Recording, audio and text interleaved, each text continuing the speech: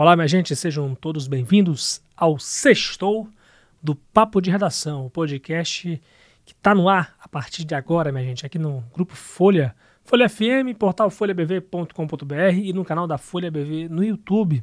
Participe enviando seu comentário para o 999715300 e também tem a seção de comentários do canal da Folha no YouTube. Hoje a gente vai começar a nossa edição falando aí sobre a prisão de 2 policiais envolvidos em casos de homicídio. A gente também tem informações a respeito de uma denúncia de que um autônomo teria tido a cirurgia cancelada após ter tido o estômago aberto. Já a gente fala também do caso do deputado estadual investigado por improbidade administrativa ao atestar a frequência de um servidor fantasma na época que ele era coordenador da FUNAI aqui no estado. E a morte, triste morte evidentemente, de uma empresária do ramo de massas aqui no estado. Então fique com a gente e vamos começar aqui sobre essas informações, notícias de última hora que a gente tem aqui a respeito da prisão de 2 policiais militares envolvidos em casos de homicídio, prisões em casos distintos, na verdade, né? Eu vou começar aqui sobre a prisão do policial suspeito de matar uma adolescente em Rorainópolis. A prisão desse policial foi feita na manhã desta sexta-feira pela Polícia Civil. Esse policial ele é suspeito de matar a adolescente Débora dos Santos Bezerra, de 17 anos. E a reportagem apurou que o soldado estava em casa quando o mandato foi cumprido.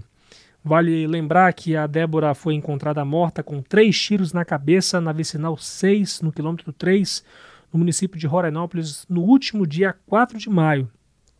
E aí, mesmo casado, esse policial mantinha um relacionamento com Débora.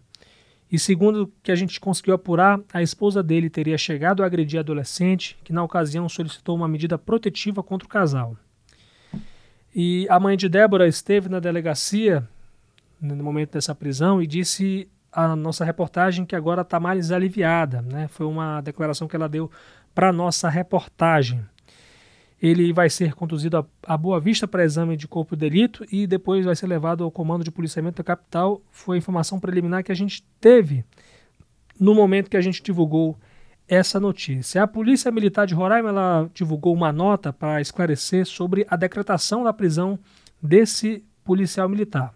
A PM disse que acompanhou o cumprimento dessa ordem de prisão através de uma guarnição de Rorainópolis e que naquele momento, né, que enviou a nota por volta das 4 da tarde, encontra-se na delegacia do município prestando novo depoimento e deverá seguir à disposição da justiça, no caso do policial, né? A polícia destacou que o processo segue em segredo de justiça e cabe à Polícia Civil de Roraima, que é responsável pelo caso, detalhar o andamento das investigações e que a PM segue ao dispor das autoridades e colaborando com investigações, bem como acompanhando o esclarecimento do crime e sua autoria. Agora vamos falar aqui do caso do assassinato do casal de agricultores, né, o Jânio Bonfim de Souza e a Flávia Guilarducci. Temos novidades hoje também, gente. Como eu falei aí sobre prisão de policiais militares envolvidos em casos de homicídio, houve outra prisão, né? A Polícia Civil de Roraima prendeu nesta sexta-feira em Boa Vista o capitão da Polícia Militar Elton John da Silva de Souza, de 47 anos. Ele é um dos 5 homens suspeitos de envolvimento na morte do casal de agricultores. Como eu falei, o Jânio Bonfim de Souza e a Flávia Guilarducci. O Jânio de 57 anos e a Flávia de 50. Lembrando que a defesa do policial militar já informou que ele é inocente nesse caso e que o capitão pede pelo imediato desfecho das investigações. A Polícia Militar também divulgou nota a respeito desse assunto, né, que a PM informou que foi notificada da expedição da ordem de prisão do policial militar pela Polícia Civil e acompanhou o seu cumprimento através de um oficial da corporação na tarde desta sexta-feira. Disse que o policial vai passar por exame de corpo de delito e vai permanecer à disposição da justiça e que maiores informações podem ser repassadas pela Polícia Civil de Roraima, que até o momento, nesse momento que a gente está gravando, não informou mais detalhes a respeito disso. E a PM diz que segue ao dispor das autoridades e colaborando com as investigações, juntamente com a sua corregedoria, para o esclarecimento do duplo homicídio ocorrido na Vicinal do Surrão, no município de Cantá. Esse assassinato que ocorreu no dia 23 de abril. Então a gente segue acompanhando esse caso, o desfecho, vamos acompanhar evidentemente esse desfecho. Inclusive ontem a nossa reportagem repercutiu no nosso portal folhabv.com.br, onde você também pode ficar por dentro de qualquer novidade a respeito desse caso. Que o Elton John, ele gravou um vídeo e registrou um boletim de ocorrência para falar que teria supostamente sido perseguido, né, por um veículo Siena preto, né, enquanto ele estava deixando a filha dele numa escola, né, estava sendo seguido desde a zona oeste até a zona leste da cidade de Boa Vista, e inclusive houve muitas repercussões nas redes sociais a respeito da divulgação desse vídeo, né, dessa outra situação, dessa novidade, na verdade, por conta dessa reclamação que o policial estava fazendo a respeito de possível perseguição ao carro dele.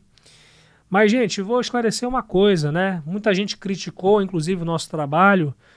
Poxa, a gente está dando espaço para uma pessoa que, segundo as redes sociais, é um bandido. Calma, gente.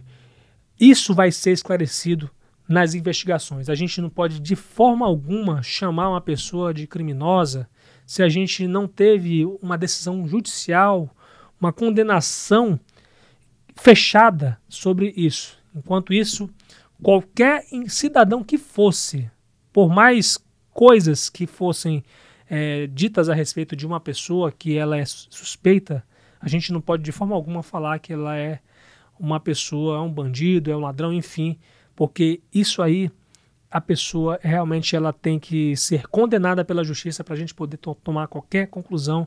Então, seguindo também o Código de Ética do Jornalismo, a gente tem que declarar, a gente tem que tratar qualquer pessoa como suspeito. Então, enquanto não houver condenação nenhuma, a pessoa é suspeita. Então, feitos aqui os esclarecimentos na nossa reportagem, né, porque a gente, da mesma forma como as pessoas, elas precisam acompanhar o trabalho também da grande mídia. Porque, veja bem, por que eu falo isso? Porque eu digo grande mídia porque é uma referência, né, de modo geral, para o jornalismo, né? Você lê aí Folha de São Paulo, você lê aí grandes portais de notícias, Estadão, enfim.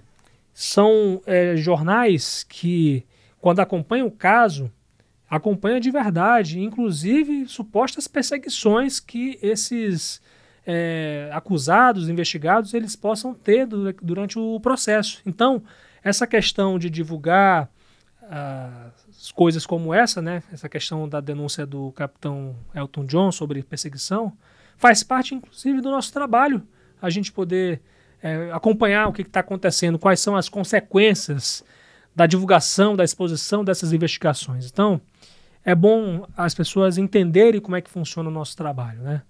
Então, feito aqui essas reflexões, e o Papo de Redação está aí para isso mesmo, para poder falar um pouco dos bastidores, para poder esclarecer muitas das vezes o que a gente publica aqui, o que a gente faz. Olha, gente, Boa Vista perdeu hoje uma conhecida empresária do ramo de massas. E a Adriele Lima está aqui para contar para a gente o motivo, né, dessa morte. Adriele, fala para a gente quem é e o que a gente conseguiu apurar sobre isso. Oi a todo mundo que acompanha o Papo de Redação dessa sexta-feira. Então, a gente deu a notícia hoje, infelizmente, da morte de Juliana Gusato, que é uma empresária aí desde 2003 no ramo de massas caseiras, né, de macarrão, no caso, no Rio Grande do Sul, aqui no estado. E ela faleceu devido a um AVC, ela teve um acidente vascular cerebral, né, no início da tarde dessa sexta-feira. Ela tinha 41 anos, gaúcha. Ela era esposa do empresário Rodrigo de Souza, que ele faleceu em 2020 após um acidente de trânsito lá no bairro Caranã. Ele foi atingido por um carro, ele estava fazendo entregas justamente para o restaurante. Nossa. E quando ele foi atingido, né? E aí ela teve essa perda em 2020 e aí agora ela veio a falecer né? Infelizmente, aí, em decorrência desse AVC, né, foi assim, algo que pegou todo mundo aqui de Com surpresa, certeza. porque a gente conhecia ela, a gente já fez matéria com ela, já Exato. falamos sobre o fato dela ser empreendedora em Roraima, então ela era uma figura bastante conhecida aqui no estado e ela tinha esse peso, né, das suas produções, né, no seu ramo alimentício aqui no estado, representando o Rio Grande do Sul, com os macarrões, com os molhos, Sim, né, sim. italianos ali, enfim, infelizmente foi uma perda. Com certeza uma grande perda e a gente lamenta muito por isso e deseja também aos familiares e amigos da empresária as nossas consternações, os nossos pêsames, né? Uma grande perda aí para o nosso empreendedorismo, né? Esses pequenos, mais grandes empresários Sim. que ajudam a movimentar a nossa A economia. gente se solidariza até também com a filha, né? O Claro. casal deixa uma única filha, né, de 14 anos, e aí a gente também presta essa condolência a ela, que agora não, né, perdeu o pai, perdeu a mãe. Infelizmente. Mas vamos mudar um pouco de assunto, só que também continuar em um assunto delicado, Adriele. Falando aqui sobre um caso de um autônomo que a cirurgia dele teria sido cancelada após já ter tido o estômago dele aberto em um hospital aqui de Roraima. Fala pra gente o que a gente sabe sobre isso, Adriele. Então, Lucas, a família de Fernando Silva Souza, de 37 anos, relatou pra gente essa situação, né, de que ele passou por uma cirurgia no estômago, foi aberto e depois não teve mais explicações sobre isso, né? Segundo os relatos da família, né, o autônomo ele passou por sessão de quimioterapia no Centro Oncológico de Roraima até abril desse ano. E aí, quando foi agendada a cirurgia gastrectomia total, né, que consiste na retirada do estômago, essa cirurgia foi cancelada e ele já estava com o estômago aberto, né? E aí, desde então, ele ficou aguardando respostas sobre isso. E aí, a família relatou que o paciente quer saber sobre isso, se vai demorar mais tempo para ele sair, porque ele está lá já há muito tempo esperando.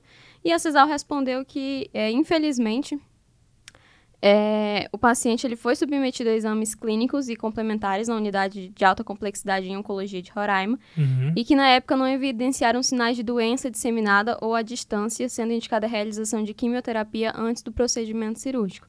Né, informa que a CISAL também informou que os exames de tomografia e ressonância não foram 100% fidedignos para determinar uma disseminação de neoplasia no estômago do paciente, né, sendo sugerida, então, a quimioterapia com base em protocolos de oncologia. O paciente ele passou pelo referido processo e foi encaminhado para a laparotomia explorada no dia 9 de maio. Na mesma ocasião, a UNACOM comprovou que a doença estava disseminada e em estágio irressecável, considerada pela medicina como incurável. Né? Dessa forma, a alegação dos familiares é de que foi negada a realização do exame na imagem não possui base técnica científica, já que os exames necessários foram feitos conforme o protocolo mundial de oncologia, né? E aí recomendou que o paciente fizesse quimioterapia paliativa. Que tristeza, né, gente? A situação desse rapaz também. E vamos esperar com que haja melhores notícias, né? O possível para poder... Na verdade, a gente estava até comentando aqui na redação que esse foi um caso assim que surpreendeu, porque Sim. A pessoa passou pelo procedimento cirúrgico, houve uma informação ali, o médico, a pessoa, né, a equipe recebeu a informação de que era incurável o câncer, Sim, então nossa, a família gente. não foi informada, o paciente não foi informado, né, e aí ele está esse tempo todo esperando por resposta, saber se vai ter se teria um tratamento, né, algo que saísse do hospital, e ele recebe essa notícia. Poxa de vida, que o câncer horrível, é incurável. Gente. Horrível Né? mesmo, e a gente saber disso, né, por uma resposta oficial da Secretaria Estadual de Saúde. Só queria uma resposta e, infelizmente, é uma resposta muito triste. Tá bom, Adriele, obrigado pelas informações, as notícias, a conversa e desejar um bom final de semana para todos nós. Obrigada, Lucas, e eu mesmo também desejo a todo mundo que acompanha o papo. Vamos nessa, a gente continua aqui o Papo de Redação, o podcast que repercute de segunda a sexta-feira, a partir das 6 da tarde, as principais notícias do dia. Também temos hoje notícias de política, né? Porque o deputado estadual Armando Neto, do PL, é réu na Justiça Federal por atestar por 10 meses a frequência de um auxiliar de indigenismo que teria faltado ao trabalho para cursar medicina em tempo integral na Universidade Federal de Roraima, a UFRR. A assessoria do parlamentar informou que o processo já está seguindo seu curso normal e que ele vai comprovar a sua inocência. E aí você me pergunta que denúncia é essa, né? De que situação a gente está falando? Segundo o Ministério Público Federal, Armando Neto, enquanto coordenador regional da FUNAI, a Fundação Nacional dos Povos Indígenas, atestou a frequência do servidor efetivo em novembro e dezembro de 2017 e em janeiro, fevereiro, abril, maio, junho, agosto, setembro e outubro de 2018. O órgão ministerial também aponta a responsabilidade de outros 4 chefes imediatos do auxiliar de indigenismo, o qual teria recebido salários entre 2014 e 2018, mesmo sem trabalhar, por não evitarem um enriquecimento ilícito e dano ao erário do suspeito. O caso começou a ser investigado em 2016. Conforme o MPF, o servidor não recebeu qualquer autorização de horário especial e compensação de horário da FUNAI e, embora tenha faltado ao trabalho, assinava a frequência para atestar o comparecimento ao órgão indigenista. O MPF contabilizou 531 faltas em 4 anos, um prejuízo aí calculado em mais ou menos R$121 mil, mais de R$121 mil. Vamos acompanhar esse caso. Com essas notícias, encerramos o papo de redação desta sexta-feira. Graças a Deus, sexta-feira, para a gente poder tentar dar uma descansada nesse final de semana. Tivemos os trabalhos técnicos de Fabiano Lopes, Riover Herrera, John Hudson e Aduan Figueiredo. Aqui quem falou com vocês foi o Lucas Luquezzi. Aproveite e siga minha rede social no Instagram, @LucasLuquezzi, LUCKEZI. E claro, as redes sociais da Folha BV, no Instagram, no Facebook e no X.